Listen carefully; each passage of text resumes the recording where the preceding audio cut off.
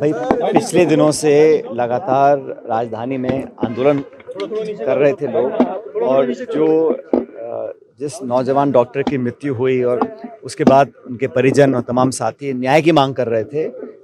मुझे लगता है कि बहुत देर सरकार ने करी, बहुत पहले अगर वार्तालाप करके समाधान निकालते तो हो जाता।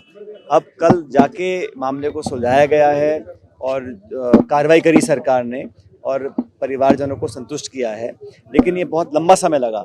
इस काम को अगर बहुत पहले कर देते तो इतना लोगों में आक्रोश नहीं होता, नौजवानों को पीड़ा नहीं होती। धूप में, बारिश में लगभग एक हफ्ता तक लोग यहाँ बैठे रहे और सरकार अगर थोड़ी संवेदनशीलता पहले दिखाती तो यह नौबत यहाँ तक नहीं पहुँचती। उसके बाद जो कार्रवाई आज सुबह देखा मैंने, लोगों को डिटेन किया जा रहा है, कांग्रेस समर्थित कांग्रेस नेताओं को, हमारे विधायक को, ये बड़ा गलत है।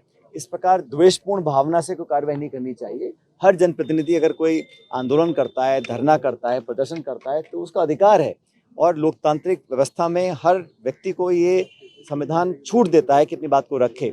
मुझे लगता नहीं किसी ने कोई जानबूझ के कोई कानून की अवहेलना करी होगी, लेकिन अपनी बात को रखना उनका दायित्व, उनकी जिम्मेदारी है। लेकिन पुलिस और प्रशासन, सरकार अगर विपक्ष के लोगों को टारगेट करेंगे तो मैं समझता हूँ इसके अच्छे परिणाम नहीं आएंगे और समझाइश से, संवाद के साथ सब समस्याओं का समाधान हो सकता है।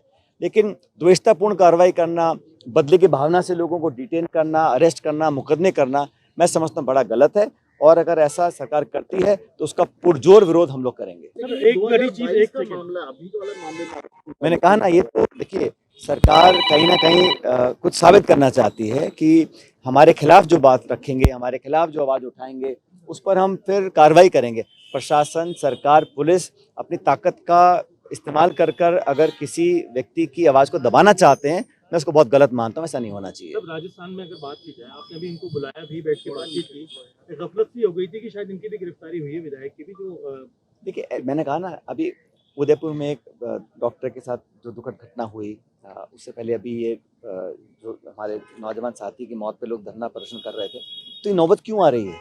व्यवस्था में कमियां है ना कहीं जो प्रशासन, सरकार का काम करने का तरीका है, जो लापरवाही कहें या एक तरह का जो एटीट्यूड सरकार का काम करने का, वो गंभीर नहीं है। किसी की मौत हो जाना, इससे बड़ा जुर्म और क्या हो सकता है?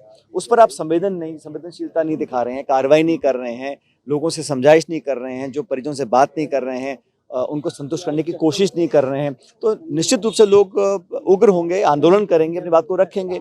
उसके बाद फिर आप बदला निकालने की कार्रवाई करते हो, मैं इसको गलत मानता हूँ।